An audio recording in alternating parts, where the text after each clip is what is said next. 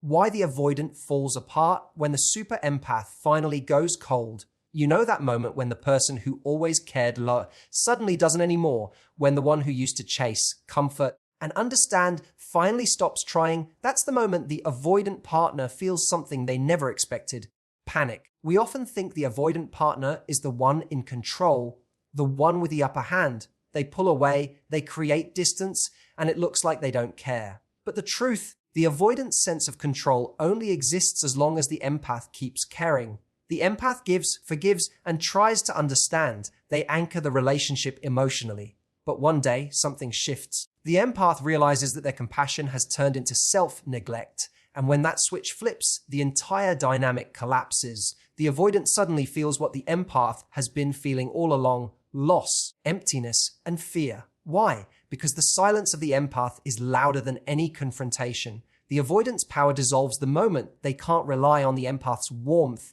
to validate them anymore. And here's the paradox: the empath didn't go cold out of revenge, they went cold out of healing. They learned that love doesn't mean chasing someone who runs or proving their worth to someone who's unavailable. When the super empath finally goes cold, the avoidant is forced to face the truth they've been running from, that the love they pushed away was the very thing that made them feel safe all along. Control through distance is the avoidant's silent strategy. On the surface, they appear calm, self-contained, even confident in their independence. But underneath that composure lies a deep fear, the fear of being consumed, of being needed too much, of losing themselves in emotional closeness. To them, love feels like both a desire and a threat. They want it, but they fear the vulnerability that comes with it. So they create emotional space, not out of cruelty, but out of survival. Distance becomes their armor, their way of managing the discomfort of intimacy. When an avoidant senses someone getting close, their instinct isn't to lean in, it's to pull away. The more affection and reassurance they receive, the more they retreat into themselves. To the outside world, this looks like coldness, indifference, or even arrogance. But what's really happening is a protective reflex. The avoidant learned long ago that closeness often led to pain, rejection, or suffocation. So they unconsciously repeat the only pattern that made them feel safe: control the level of connection. By deciding when and how to engage, they avoid the unpredictable pain of being too open. This control isn't about power over the other person. It's about power over their own emotions. When they keep things casual, when they delay deep talks, when they disappear for a few days and come back as if nothing happened, they're not trying to hurt anyone. They're trying to avoid the feelings they can't regulate. Vulnerability feels like exposure, and exposure feels like danger. So they keep their emotional thermostat set just low enough to prevent overheating. The avoidance distance often confuses the empath, who interprets it as rejection. The empath's instinct is to close the gap, to reach out, to prove that love is safe. But every time the empath moves closer, the avoidant steps back, reinforcing the unspoken rule of their dynamic. One pursues, the other retreats. What the avoidant doesn't realize is that this cycle creates the very insecurity they're trying to avoid. The more they pull away, the more the empath feels anxious and starts overfunctioning, calling, checking in, apologizing for things they didn't do. The avoidant interprets this as pressure, confirming their fear that intimacy is overwhelming, and the distance widens again. Inside, however, the avoidant isn't as unaffected as they seem. They feel the tension, the guilt, the push and pull. They know they're hurting someone who genuinely cares, but they also feel trapped by their own emotional limits. Their control becomes both a shield and a prison. It protects them from vulnerability, but isolates them from real connection. And because they appear so composed, few people ever see how exhausting it is for them to maintain that control. This emotional distance gives them a temporary sense of safety, but it comes at a cost. They may avoid emotional chaos, but they also avoid emotional depth. The moments that could bring closeness instead become moments of withdrawal. They keep relationships manageable, not too close, not too open, just enough to feel wanted, but never dependent. In that controlled space, they mistake safety for peace, unaware that the peace they feel is really just the quiet of loneliness dressed as independence. The super empath is the emotional heartbeat of the relationship, the one who feels deeply, sees beyond words, and senses shifts in energy before they're spoken. When paired with an avoidant partner, their natural instinct to nurture and heal becomes both their strength and their downfall. The empath doesn't love halfway. They lean in fully, believing that patience, kindness, and understanding can melt even the coldest walls. So when the avoidant begins to pull back, the empath's immediate response isn't anger, it's concern. They wonder what went wrong, what they can do better, how they can make their partner feel safe enough to stay. At first, this effort feels noble. The empath believes love is about compassion, about showing up even when things get hard. They interpret the avoidance distance as pain, not rejection. So they give more reassurance, more time, more forgiveness. They make excuses for the avoidance silence, telling themselves that maybe they're just busy, maybe they're stressed, maybe they've been hurt before. This narrative comforts the empath because it allows them to stay connected. It keeps hope alive. But over time, this giving becomes unbalanced. The empath is pouring love into a space where it isn't being reciprocated, hoping that their consistency will inspire closeness. Every act of care becomes a quiet plea, please let me in. The empath checks in, initiates conversations, apologizes even when they're not at fault, all in the hope that emotional warmth will be enough to dissolve the distance. But the more they give, the more the avoidant retreats. The empath doesn't understand that to the avoidant, this giving can feel like pressure. What feels like love to the empath can feel like intrusion to the avoidant. And yet, the empath keeps trying, convinced that love can heal fear. They've learned that relationships require effort, so they push through discomfort, unaware that the effort itself is slowly eroding their self-worth. The empath starts to shrink. They begin tiptoeing around their own needs, afraid that expressing them will push the avoidant further away. They say, it's okay, when it's not, smile when they're hurting, and convince themselves that patience is strength. But internally, they're running on empty. Every unanswered message, every emotional withdrawal chips away at their confidence. They begin to question their worth, mistaking the avoidance distance as proof that they're not enough. Their empathy, once a source of connection, now becomes a form of self-abandonment. Still, the empath holds on because they see the potential. The moments when the avoidant lets their guard down, when tenderness slips through. Those glimpses are enough to keep them invested, believing that if they can just love a little harder, the walls will finally fall. What they don't realize is that this persistence keeps the dynamic alive. The avoidant learns unconsciously that the empath will always be there, always understanding, always forgiving. And so the cycle continues, one person giving endlessly to maintain connection, while the other withdraws to maintain control. In that imbalance, love becomes survival, and the empath's compassion becomes the very thing that traps them. There comes a moment when the super empath can no longer carry the emotional weight of the relationship.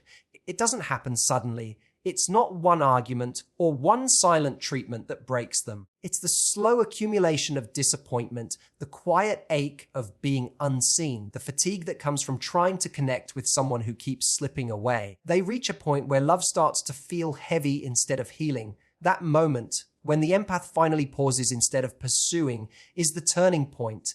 It's when clarity replaces confusion, and their instinct to fix gives way to the realization that not everything broken is theirs to repair.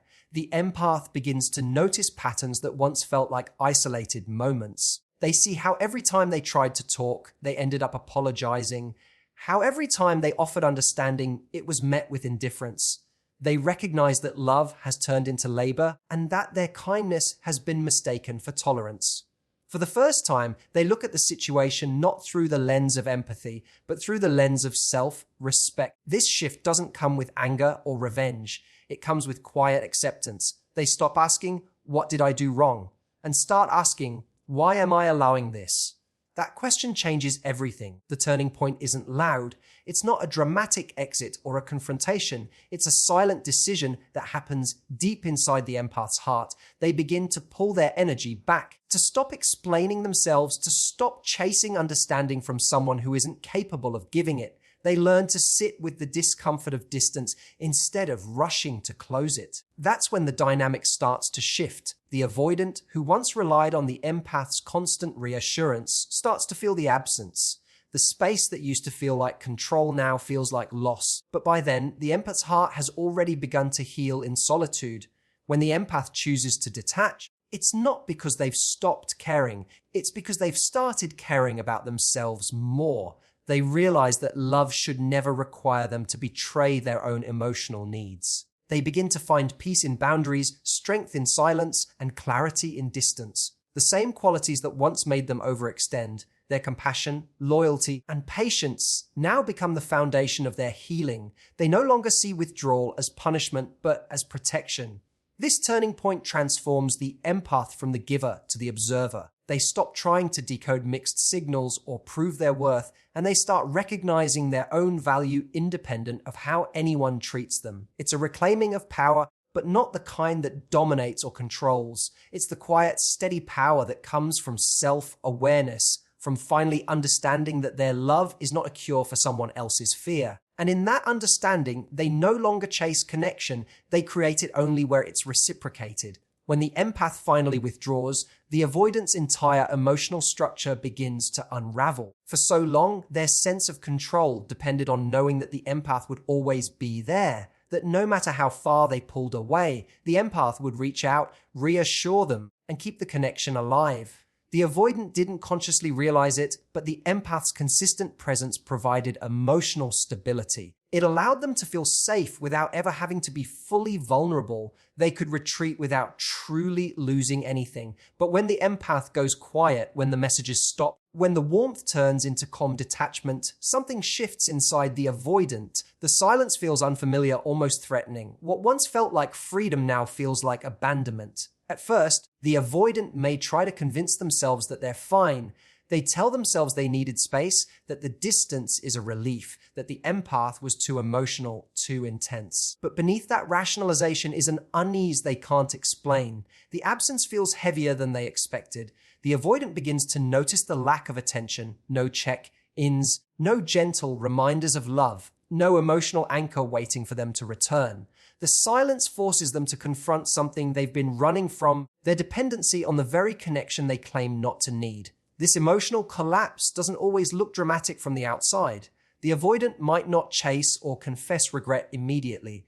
Instead, it begins internally with restlessness, irritation, or confusion.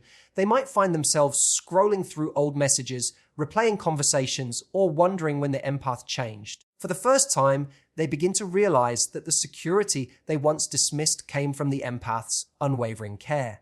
Without it, they feel adrift. The emotional buffer that once protected them from vulnerability has vanished, leaving them exposed to their own feelings of loss and fear. As the reality settles in, the avoidant starts to feel a kind of emptiness that control can't fix. They may try to reach out in small, indirect ways, testing the empath's boundaries with casual messages or surface-level contact. But the dynamic has changed. The empath no longer responds with urgency or need. Their energy feels different, calm, self-contained, detached. And that subtle shift is deeply unsettling to the avoidant. They can sense that the emotional power they once held has slipped away. The person who once made them feel safe through reassurance now makes them feel uncertain through silence.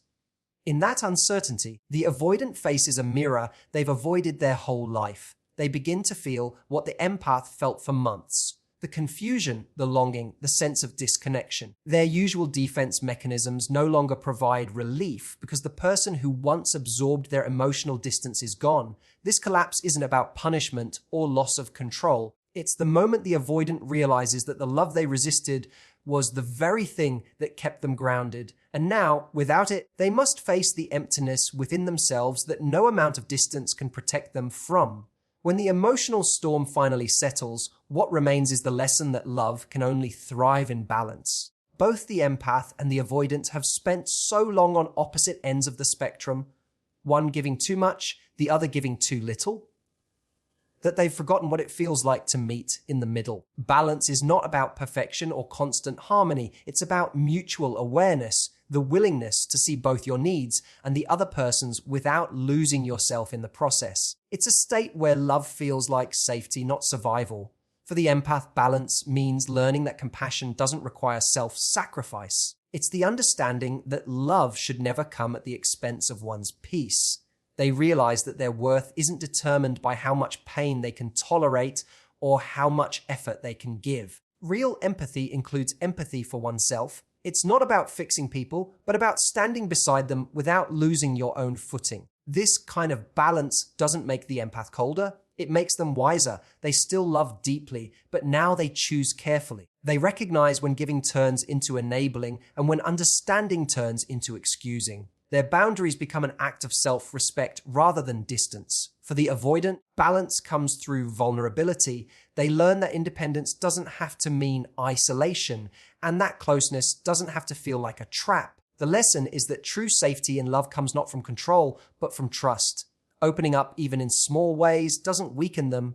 It humanizes them. They begin to see that love isn't something to survive, but something to experience. It's the courage to let someone see their fears without shame. This balance allows them to stay present rather than retreat, to communicate rather than disappear, and to feel connected without feeling confined.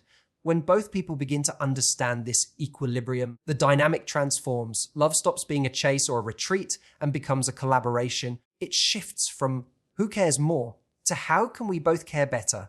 The empath no longer feels the need to overextend, and the avoidant no longer feels the urge to run. They begin to meet in a space where honesty feels safe and effort feels mutual. There's a quiet steadiness that replaces the highs and lows, a sense of emotional maturity that allows love to breathe without fear. Balance, at its core, is love with boundaries and freedom coexisting. It's where connection doesn't come from dependency, but from choice. The empath learns to stay open without overreaching, and the avoidant learns to stay close without feeling consumed. Both begin to see that love isn't meant to rescue or restrain.